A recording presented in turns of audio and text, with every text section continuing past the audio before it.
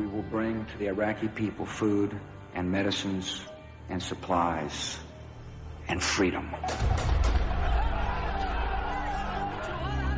When we were first starting the reconstruction, there were 500 ways to do it wrong and 2 or 3 ways to do it right. What we didn't understand is that we were going to go through all 500.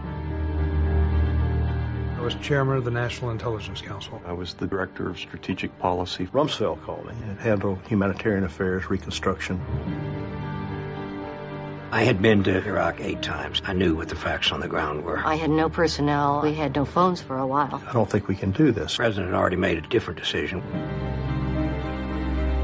There are volumes on how we should do this. And almost none of this was integrated into the Pentagon's thinking. We watched our careful planning essentially discarded. There wasn't enough time, but maybe for the next war. The Americans were not acting as the police. They didn't know the streets of Baghdad. They didn't speak the language. It was a free-for-all.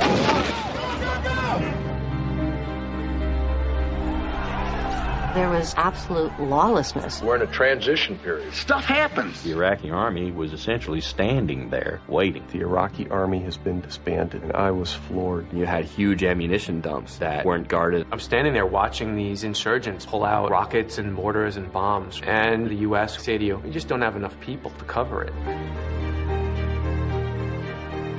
We never had a single armored Humvee while we were in Iraq. Why don't we have those resources? You go to war with the army you have. We don't have enough troops. They'll be back there for their 5th, 6th, and 7th tours of duty. Last contract I ever signed with the government. We produced the first national estimate on the state of the insurgency. The president called it guesswork. The president hadn't read it. Life could be lousy, life could be okay, life could be better. If democracy cannot provide for the Iraqi people, people will say, to hell with democracy, we need strong men. There are nights when I don't sleep very well.